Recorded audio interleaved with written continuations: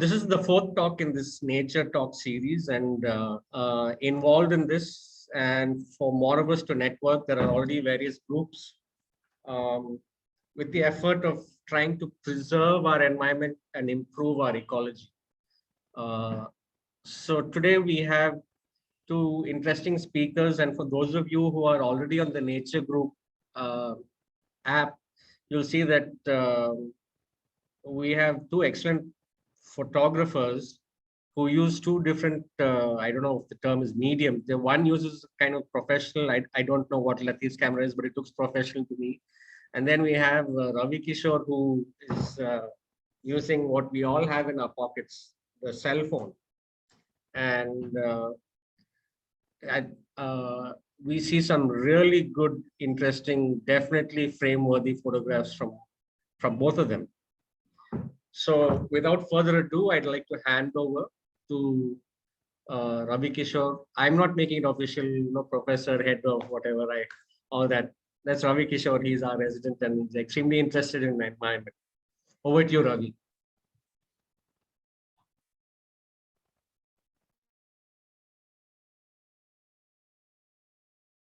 Ravi, unmute.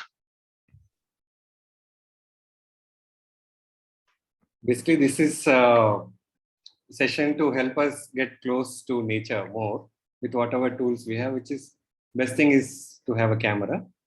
And of the two, what is readily available in our pocket is the phone. And nowadays, phones have very nice cameras.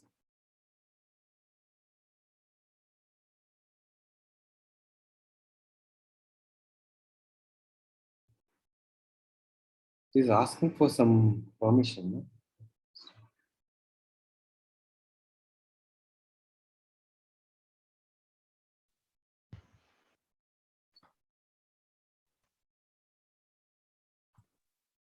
I'm so sorry.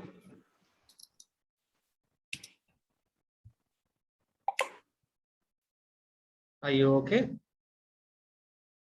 Is there someone from the telemedicine side who can help Ravi?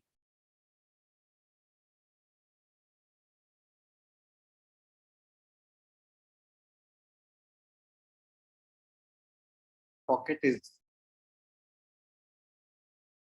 the phone, which whenever we observe something, we can immediately take out our phone camera and take pictures of those and freeze those beautiful memories of nature we spent with. So I just called it magic in our pocket, which is a phone camera.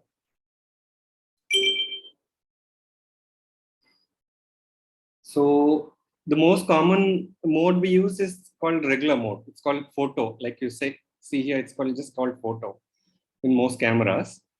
The mistake which I used to do and many of us do is just to show the camera, show the subject in the screen and just click the shutter, which is okay for regular photographs. But if you really want to take nice, good pictures, we should not do that. We need to do something called touch. We need to touch that subject, touch the screen where the subject is. This applies to any photograph actually, whether we are doing it for nature photography or clinical photography.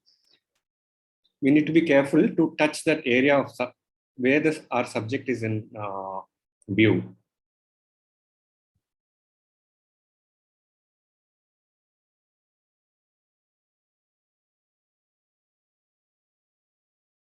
Could you see that wheel appearing there?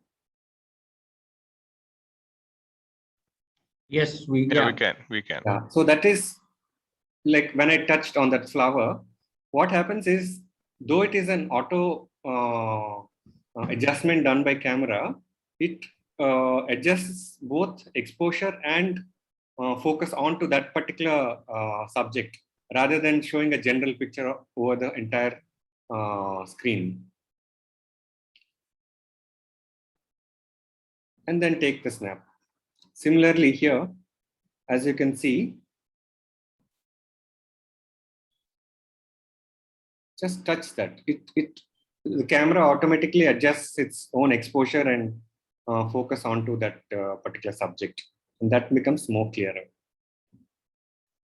Moving on, the next step is to understand there's something called exposure slider on the screen.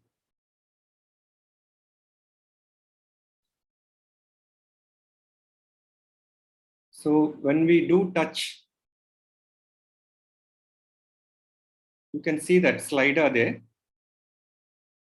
There is a plus and the minus.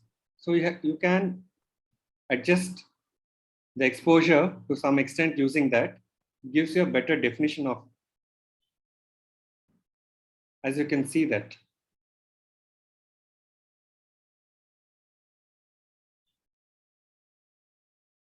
I'll do the same thing on this picture. Once you touch, slider needs to be, if it's a evening time, less light availability, you slide it to plus sign. If it's sunny day, you slide it to minus sign so that your subject becomes more clearer and not overexposed or underexposed. These are the basic tips for just regular mode of in a phone camera.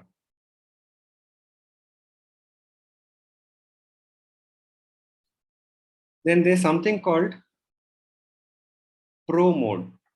I think some cameras, it'll say custom mode or manual mode, which actually gives a greater control over the settings. As you can see in Pro mode, there's something called ISO. Basically, it's something to do with sensitivity of the sensor to pick up the available information from the frame, from the subject. So what do you mean by information? Is information actually the light being reflected off that subject onto the camera. So this increases the sensitivity of the sensor, but it has its own problems.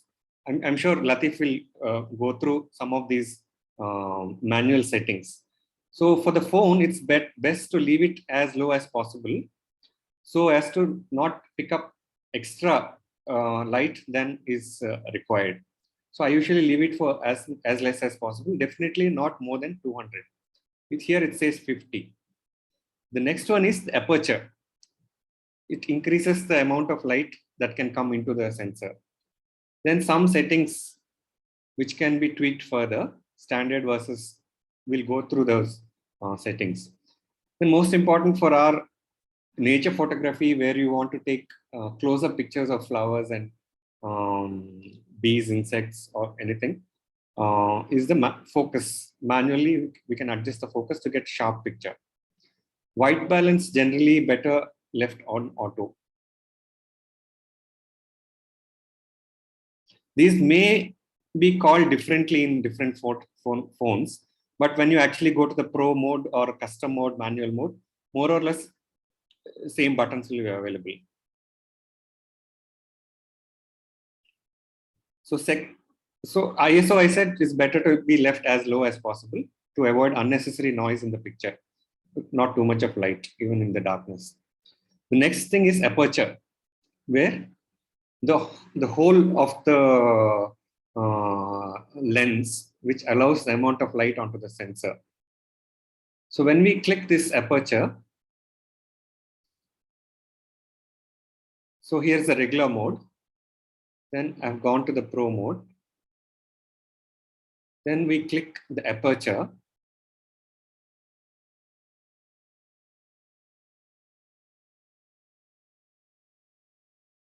Something like this appears.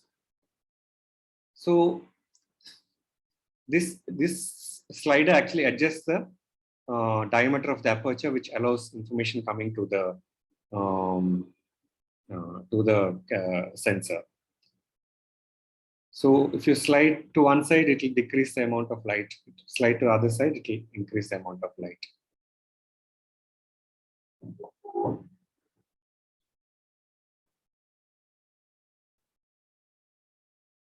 Then more settings is that standard button which you saw. If you click that, you can actually tweak the temperature, make it more cool or more warm, tint, contrast, saturation.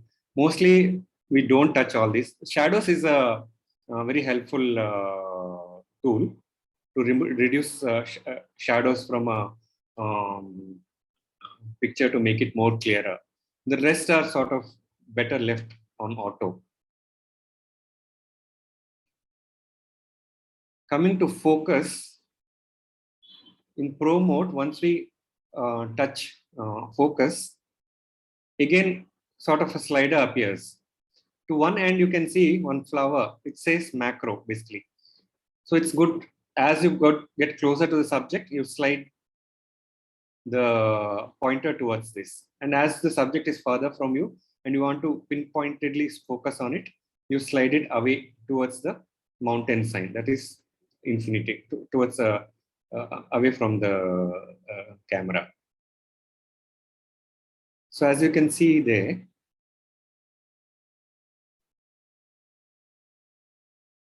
you slide it till exactly you get the focus. I'm not sure if you noticed, at some point you see one green tint. I'll show you that. There's some green tint appearing on the subject. Could you appreciate that? Yeah, yes. So it's called peaking, P-E-A-K-I-N-G, peaking. Basically, that's the peak of the focus on the subject exactly where you want it to be. I'll just play that again. In some cameras, it may show as white. You see that exactly when it's focusing, it turns green. The edges turn green. I'll show the same thing in another video.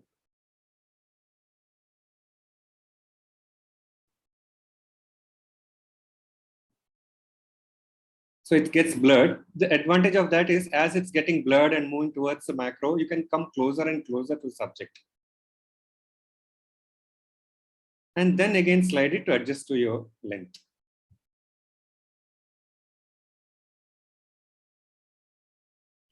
I think this part you will be able to see the peaking much better.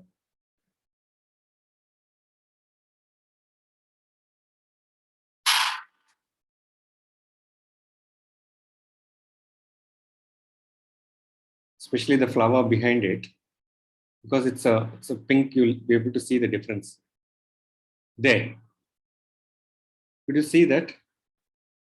That means the camera has focused to the maximum clarity on that subject.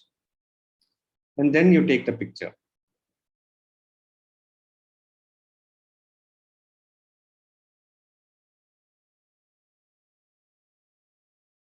Please feel free to interrupt me if I need to repeat something. Try to make it as simple as possible.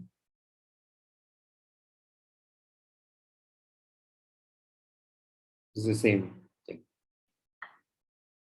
Some general tips. Please approach the subject as slow as possible. Freeze. What I do is, in fact, I even hold my breath to get that exact point when the peaking happens. So no muscles, no diaphragm, just the lumbrical of that one particular finger, which is going to touch the shutter button. When we do that, we have to be very careful not to tap or push the shutter button. We need to just touch the shutter button to avoid movement of the camera. Of course, we try and avoid flash on anything that has eyes. That can cause movement. Of course, it may hurt. I don't know if it does, the animal or insect, but it definitely moves it. That would compromise your focus. So basically, I put this picture, don't be like a machine gunner. You have to be like a sniper to just squeeze the trigger, not to just shoot at random. So this video shows summary of what I have said. As you can see here, this leaf, this small branch with leaves, looks as if I have taken it in the night. There is no flash there, but you get this beautiful details. But in fact, this is in broad daylight. I'll show you how ISO is set to minimum.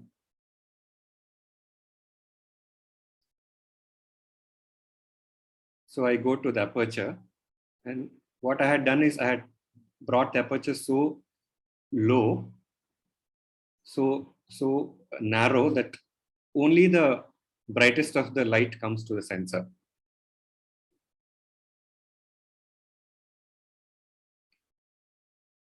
This is without adjusting the sensor aperture.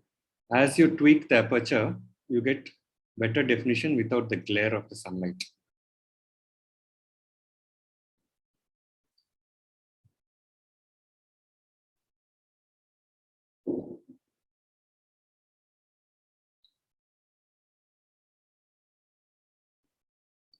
Can you see that greening of the edges when the focus is? So as you focus, you can get closer and closer to the subject. First, adjust the aperture and then focus. And then take the snap.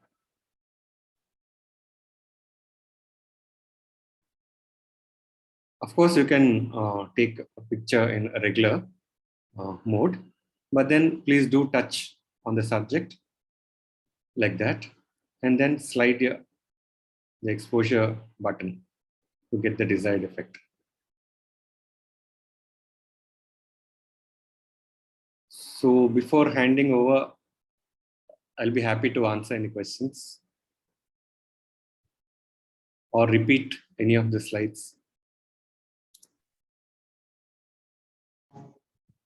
Ravi, I had a question. This is Sushil. Yes, sir. So you said I was wondering whether you can go closer and then you can start focusing. Why are you?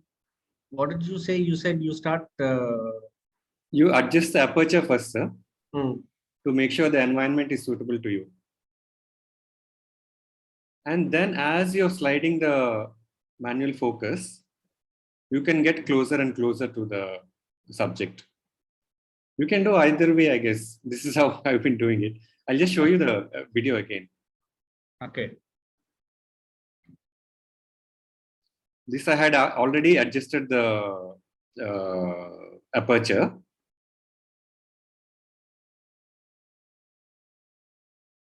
Then I'm going, so I don't have to worry about the amount of light, ambient light around. I've set that already.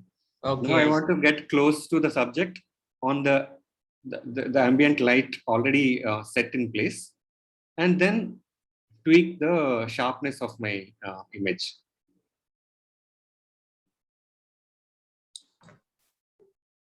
Okay. Does anyone else have any questions or comments for Ravi? Ravi, one question.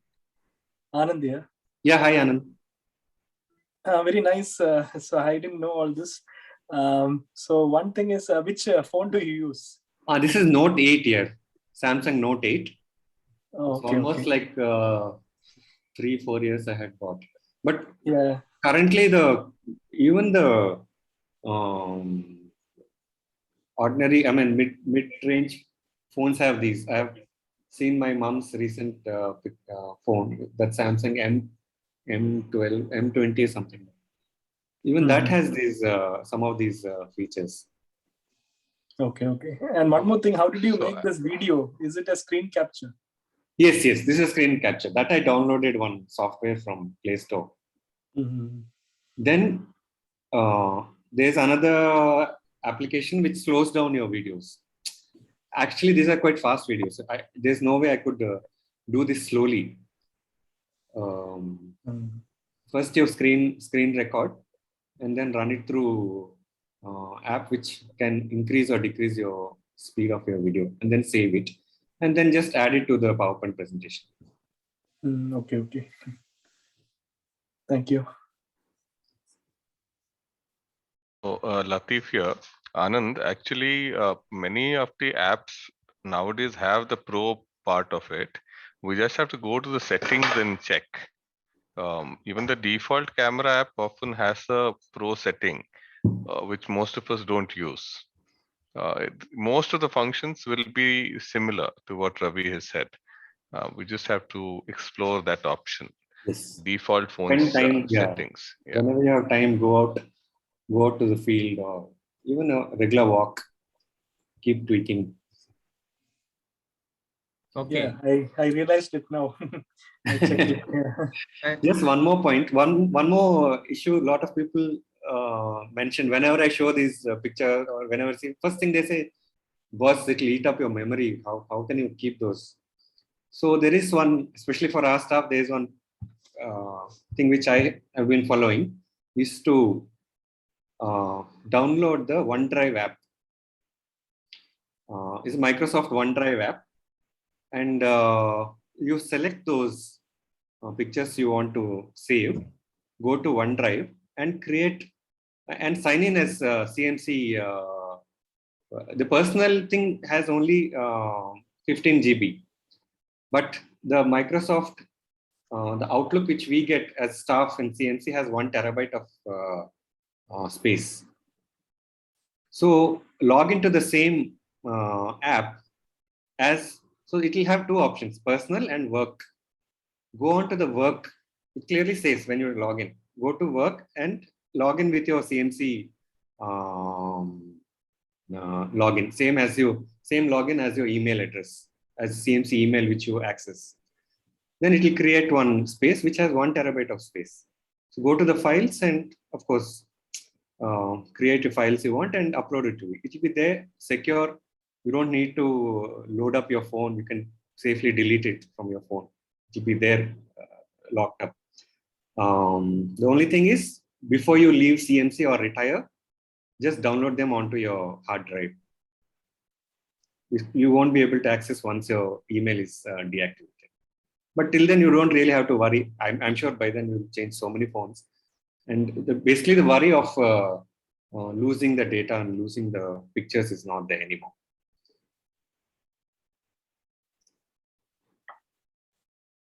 Okay, thank you so much. It was, like Ramya said, it was really an illuminating talk. A lot of new stuff for many of us, I think. Yeah, thank you so much, Ravi. Thank you, sir. Now over to Latif.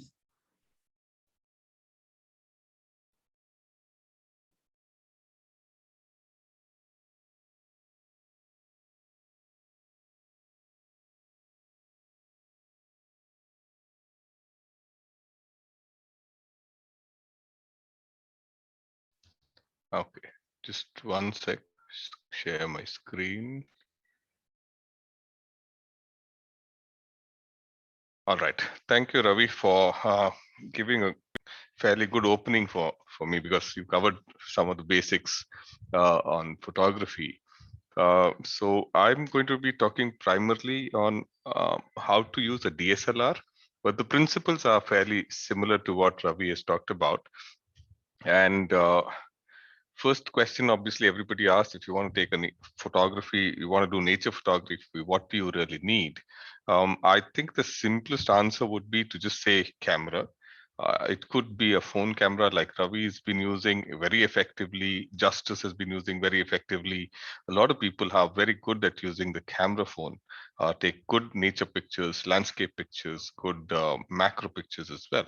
So actually, today Justice has posted, had shown me a picture which he's taken with his phone of a scaly-breasted munya so close that you probably won't get that close with the camera. But he did that with a phone camera. And of course, it means that you need to be patient. Okay. So nature photography requires a lot of patience. And the next thing that you need to do to get good pictures of nature is to have a lot of practice. So it's something that the day you pick up your camera, unlikely that you're going to get good pictures. I've been doing photography for about 4 years now. And the first couple of months that I took pictures, they really weren't great. I don't think I take great pictures even now. There's a lot of learning to do, but definitely I've improved on how I take pictures and what I do in my workflow. So these are the basic things that you need. You need to have some camera if you want to take pictures. You need to have a certain amount of patience because there is a learning curve, and you really need to practice by taking more pictures. The more pictures you take, the more comfortable you get with the settings, the more comfortable you get with the techniques, the more observant you are of the nature around you and what's happening around you. And that will then in turn help you take good pictures. All right. Next question that is often asked is, where do I go and take good photographs? And actually, the simplest answer to that is nature is all around us. You really don't need to go anywhere. Even during lockdown, when we were all cooped up, barely going anywhere, we managed to see things in our gardens, in the campus, without really having to venture out too much. So it's important to just kind of just slow down and pay attention to what is around us. If we just slow down and do that, we will tend to see a lot more that is there. Just the fact that, oftentimes when I go to Sushil's house and we're looking at his garden, we're just amazed at what all you can. If you stand there for 10-15 minutes, you can start seeing the various insects, the activities, the bees, the frogs, butterflies, moths, all of these, caterpillars, everything. So it takes a little time to slow down and actually pay attention to what's around us. So you can do nature photography anywhere. All right. What camera setting should I use? That's the most common question that is asked. And I think Ravi has already covered some of the basics here. So one thing that he probably didn't talk about is RAW versus JPEG. Uh, most of us start off using JPEG images, and that's the commonest default setting that's there on all cameras. That includes phone cameras. But raw photographs are way better than JPEG photographs. The reason being that a raw photograph actually has a lot more data. And so when you go to do a photo edit, you will be able to do much more in terms of editing the photograph because there's more information in it. I just give an example. A JPEG image, if I take on my camera, would be about 2 MB size. Whereas if I were to take a raw image of the same subject, same settings, it would probably be about 20 MB size. So the 20 MB size means that it's got about 10 times more information. So that means I can do better adjustment of contrast. I can do better adjustment of exposure.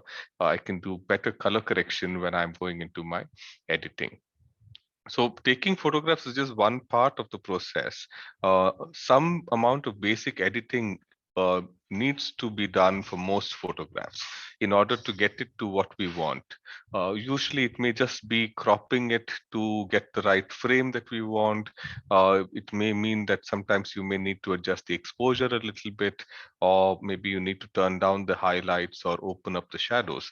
But some amount of basic editing invariably is needed for most pictures. All right. Now, the next question that is often asked is, do I use manual mode or auto mode? On a DSLR, these are most often when we start off with the auto mode, and I also started off with the auto mode. But over a period of time, I was very hesitant to actually move on to the manual mode. And it was very challenging because there are so many settings that you need to look into. But when you get used to it, the manual mode gives you more control on what you can do and gives you much, much better output. Rather than depending on the camera to decide for you, when you decide how you want the photograph, it's much closer to what you are thinking the photograph should look like. So I would recommend always to go for manual mode.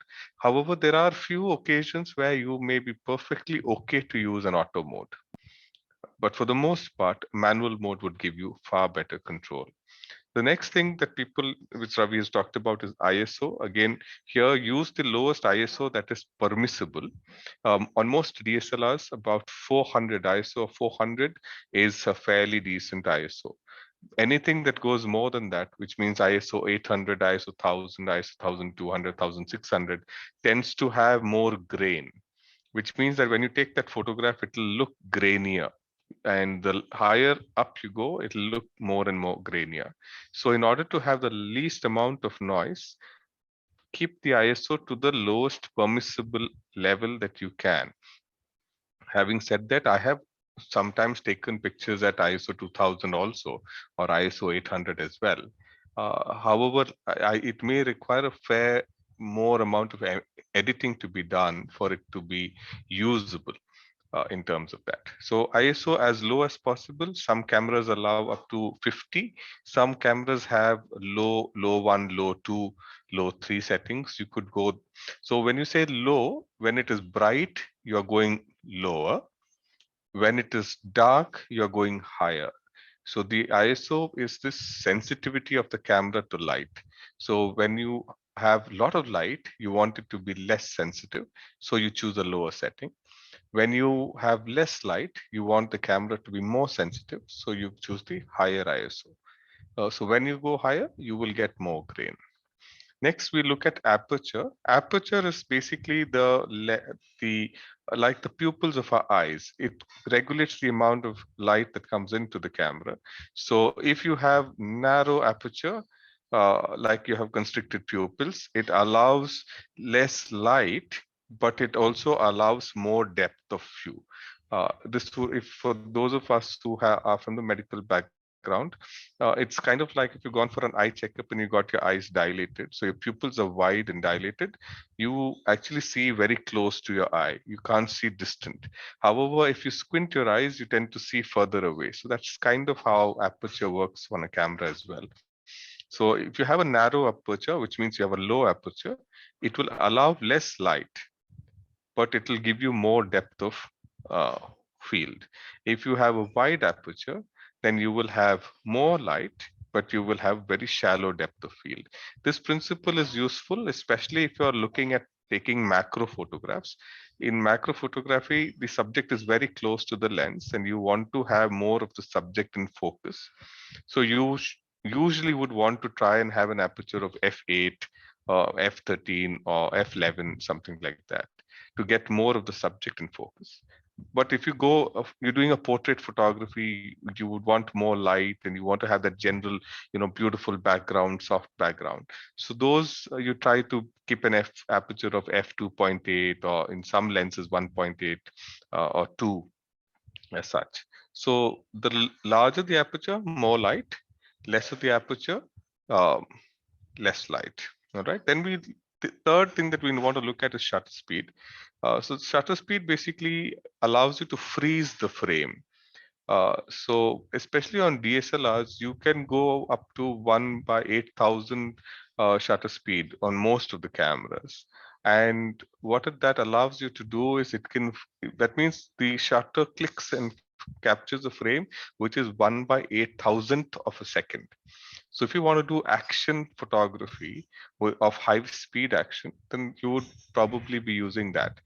Example would be if you want to take a bird in flight, you would want to use a shutter speed of about 1/1200 or 1/1600 to capture it without having any kind of a wing, blur.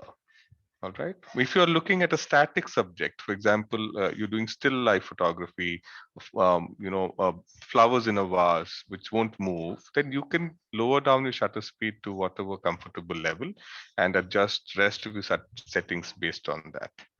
All right. So the other question that is asked is how to get good focus. Now, this is very challenging because after 4 years of photography, I still struggle to get good focus many times. The photographs that we generally post on the group, which Pearson will agree with me, even Ravi will agree with me, we have a lot more misses than we have hits. And, it's very tough to get good focus all the time. And I'm hoping that we get better as we go. So the first thing is to actually use appropriate focus setting. You need to choose your aperture. You need to choose whether you're on manual focus or on autofocus. If I am on a tripod and I'm doing still photography, I would do manual focus, which gives me very good control because nothing is moving. But if I am following a butterfly or a bird, I would want to do autofocus. Uh, but there are times when I may want to manually override the autofocus and do a manual focus because the focus of the camera is not locking onto the subject and it tends to hunt. So in those situations, I may want to do a manual focus. So use the appropriate focus settings for what you're trying to achieve. Is the subject moving, not moving? Is it fast moving or slow moving? Would decide what focus settings you want to use. Do you want to use a single point focus, or you want to use area focus? For landscapes, you could use an area focus. If you want to do bird photography, generally I use a single point focus because I want only one point to be the prime focus of the entire image. So choose based on what your subject is. Then, of course, which part to focus on, that is a big question. So primarily, it depends on what is your subject. Um, Based on your subject, you decide which part of your field you want to be focusing on. If it is a landscape, you may want to focus on the background and not much on the foreground. If it's a portrait photography, you may want to focus on your subject and leave the background out of focus. If it is an insect, you may want to keep the head of the insect in focus and the rest of it out, not in focus, etc. So you need to decide that when you're going in to take your shot. Spend some time studying the behavior of the insect or the bird. That will allow you to predict to some extent what is going to happen and be prepared to take a picture. So that allows you to anticipate where it's going and pre-focus if possible, or get your settings ready as you see it is going to do something. So it's important to study the behavior of what subjects we are trying to photograph. All right. The other important thing would be to position yourself for the shot you're attempting to take, because insects and birds, they do their own thing. They won't come to us and pose for us like how we could we could make humans pose, but that's not possible in nature. So if you want to take a particular type of image, it's important that you move around, find the appropriate position for yourself to take the right photograph, which often means that you have to be mobile and constantly be willing to get into odd positions, odd places, and take those photographs. All right. So I would just like to ask if anybody can tell what is, what's wrong with this picture. There's a picture I took a couple of years ago. Anybody could tell me what's wrong with this picture? Poor shutter speed. Yeah, so this is a bird that has just gotten off the electrical wire which it was sitting. This is a hoopoo. But as it was going off, my shutter speed was too slow, so it did not really freeze the wings, and so it looks like the wings are a blur. So I should have, if I wanted to get a good picture here, I should have actually increased my shutter speed. So if I increase the shutter speed, then my ISO needs to be changed. When you're doing manual, all of this requires changing. So I actually had a slow shutter speed for this particular image, and so this didn't come out the way I really wanted it to. All right, so the wings are blurred there. What about this one? This is a jewel bug. We see that commonly around in our campus in Palamati area, etc. This is a jewel bug. It's a very pretty bug. Is it out of focus? Yeah, so this is an out of focus now. I could have fixed this by a couple of things. One is I should have probably used a different focus point. Maybe I should have, like Ravi said, when you're trying to take a photograph, of an insect on a flower, you really need to hold your breath and still yourself, calm yourself, not be in a hurry. Don't do unnecessary movements. So even slight moving forward, backward will put it out of focus. Maybe I could have used a higher aperture. Means like an f8 or f10, but that would mean less light. And when you're using natural light, that can be really, lead to poor image if you don't have sufficient light. So it's challenging, but the way around it that I generally do is I take a lot more pictures. So I have many misses, but I am hoping that I'll have one or two that might be actually usable. Okay, so this is out of focus. And the solution is, if the insect is a slow insect, doesn't move, you have a tripod, you could mount on the tripod and take that. You could increase your aperture or take multiple pictures and hope for the best, which is what I usually do. Okay, so this again seems to be slightly better than the previous one, but this is also out of focus, especially if you zoom in. Actually, not really much of it is in focus. All right. Now, what about this one? What do you think about this image? Could it have been better?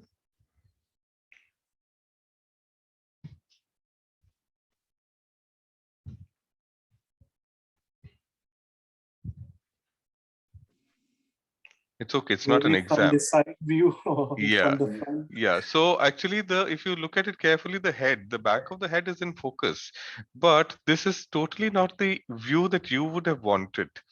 Right. So this is where I mean, when in terms of, positioning, it's not really very interesting to see the behind, and not the area of interest would actually have been to see the eyes and the head structure first. So area of interest is further away from the camera, and that is not really what. So comparatively, if you look at this image, the eyes and the head is more in focus, so it looks more appealing.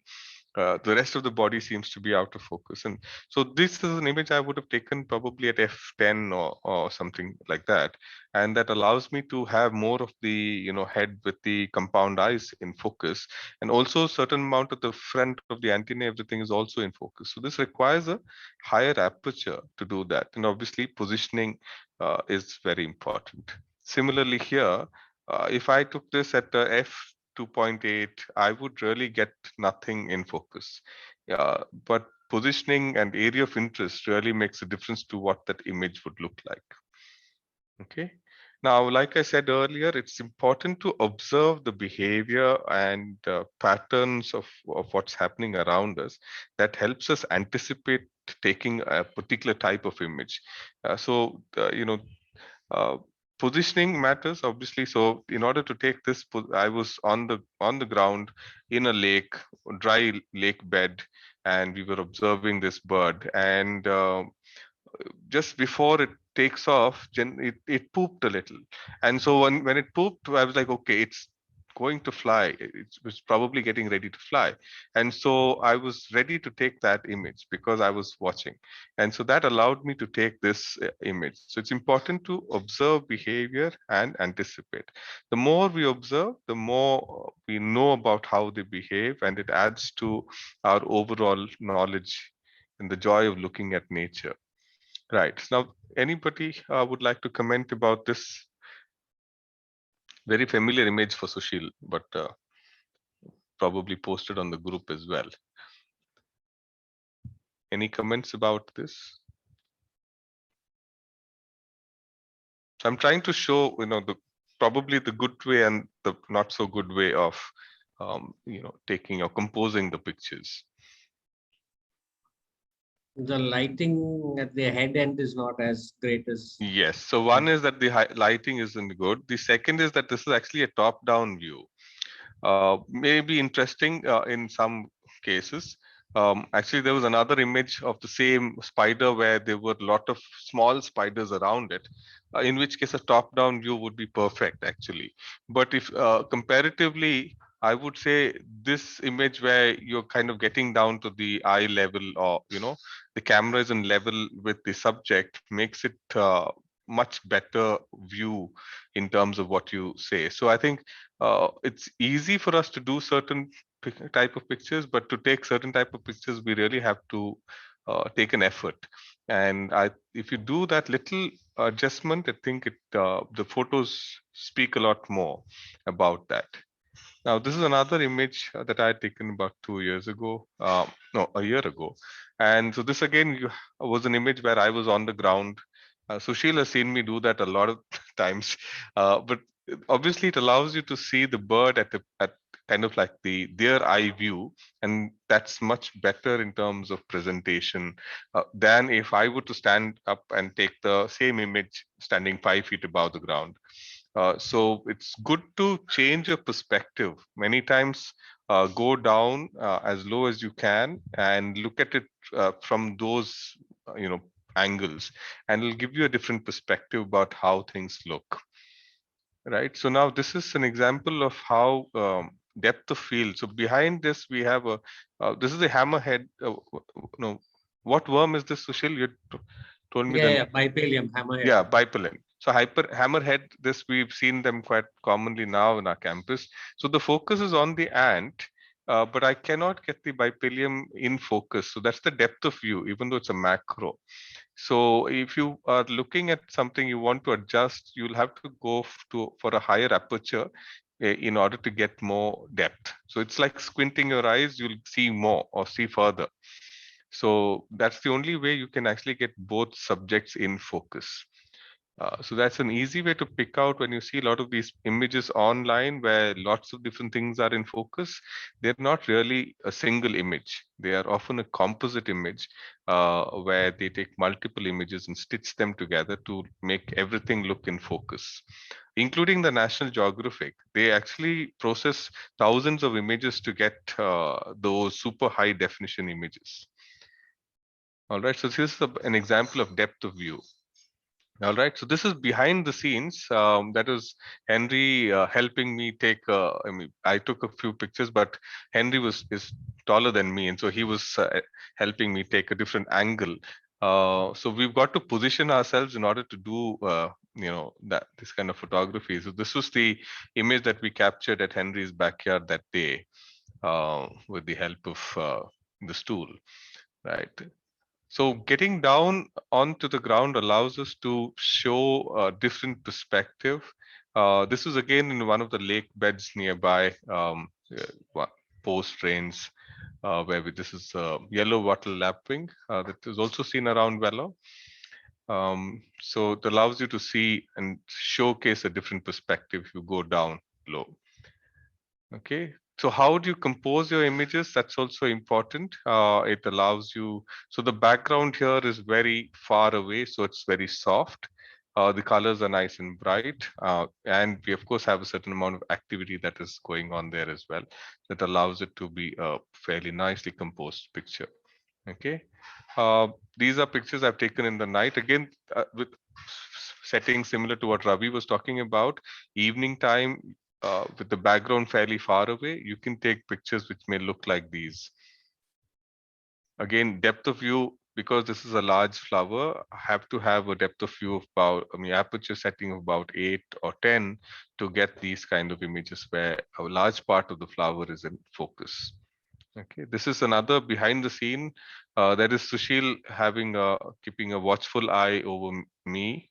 And there was a cobra that we were photographing, and this is the baby cobra that we were photographing on that day.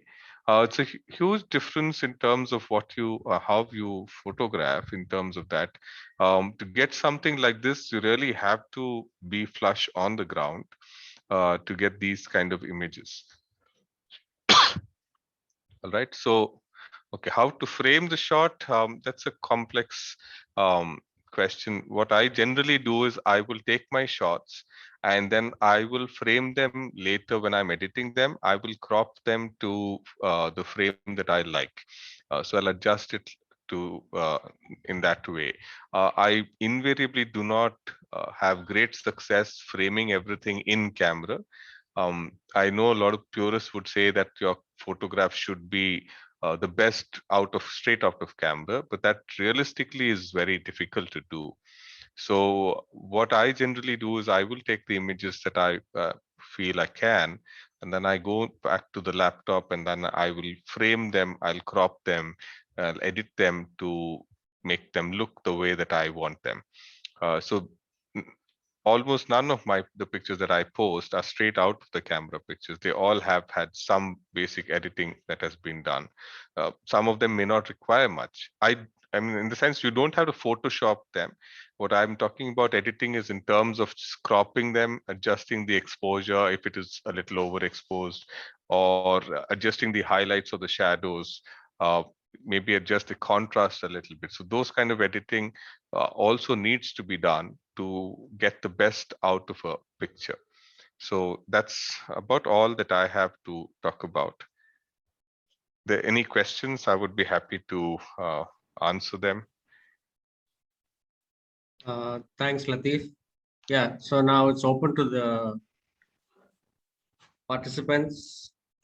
I see we have a more global spread now. It's not only Anand in China. We got people from the UK. Yes. Anyone is welcome to Yeah. comments, questions. Please go ahead. Latif, nice photos. So which Thank you. camera do you use? Well, currently I am using a Nikon D500. But what I would say is it's not the camera that really matters that much. It's more about learning the techniques. You can do that with like when I started off I was taking it with a Nikon D3200, which I had for 2 years. And I was taking all the pictures with the Nikon D3200 at that time. So definitely a better camera is, useful, but it's not needed in terms of learning the skills. You can learn it with any camera. Okay, and also, is it important to have the proper lenses? I would say more important than having the camera is to have good lens. But having said that, I would not advise anybody to go and invest in an expensive lens straight off. I would say the best camera and the best setup you have to get is the one that you currently have. Learn the techniques first, and then once you have learned those techniques, then invest in a good lens. So it is important. For example, you cannot do good birding if you have only a kit lens of 18 to 55 mm. So for birding, at least you should have something which is about 300 mm or more. Otherwise, you really don't have the range to take photographs for birds. It'll be too far off. So depending on what you are wanting to do, the lens should be adequate for it. For most purposes, a kit lens would be okay. But if you want to get into birding, then you need to invest in something which would allow you that. And there are a lot of options available. Okay, thank you. Sure. There was a question from Ramya. Is there any Yes. editing software that you recommend? Yes, so it depends on, there are good options available for both Mac and on Windows as well. There are a lot of free versions available as well. So I think on the phone also there are really nice apps that are available. There's a Lightroom free version available on the phone, which, if I'm not mistaken, Justice was using that quite a bit. He used to take his pictures and edit them on the phone before he put them on our group. There are a lot of free apps available. I personally use Lightroom, and I find that very over time I have learned how to use it to a fair extent. But there are equally good free softwares available which will do the job. This Photoshop Express is available for mobile. Yes. It's a very good, very intuitive, very easy to use.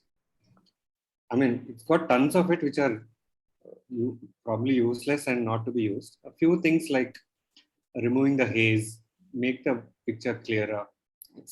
It's on the go, like very easy to use it. It's called Photoshop Express, PSX, I think. Photoshop Express.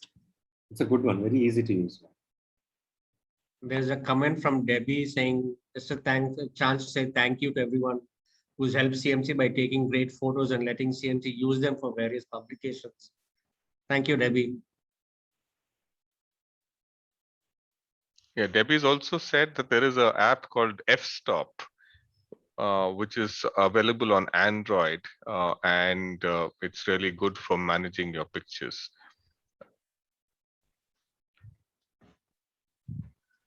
Anybody else?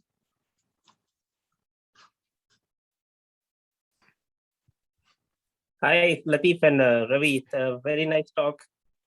And just wanted to say that whoever takes photograph, if there's a nicer way to deposit their photographs on the, if you are particularly taking the nature photographs, good to send them to citizen science portals like Biodiversity India portal or iNaturalist. It will be a repository of your observation, as well as you can identify photographs put as an identification. Other people can identify, and it's a good way to have a collection of data which is regional, and it will give a good idea of the biodiversity around you. Thank you. That's an excellent suggestion, Harsh. Could you just send us the links? We could put them on our group. So hopefully more people, as they start exploring the surroundings, they also start using the links to upload information about our campus and nature around us. Sure, sure. Thanks, Harsh. Okay, I don't see any more comments coming on the chat. So a big thank you to Ravi and Latif. I see more and more people getting interested and joining the group and posting some excellent pictures. I think many of us have learned a lot of new tips and ideas today. Thank you so much. Both your talks were really interesting. I think all of us found it really interesting. Thank you so much. Yeah, thank you, Sushil, for organizing and insisting that me and Ravi do this. I think me and Ravi were looking to kind of push it a little bit more, but deadlines are deadlines. Yeah. So I think thanks for coordinating all of this and pushing us to do this. Cool, no worries. Thanks for the whole thing, sir. It really brings life to what we enjoy in our campuses. We have such a wonderful campus, and we really the more people who appreciate it, the better for the campus and better for our nature. Yes. Next month is the talk on the Chittoor campus. That should be really interesting. Yeah. Thank you, everybody. I'm looking forward to that. Yes. Yeah. Thanks, everyone. Thank you. Bye. Bye.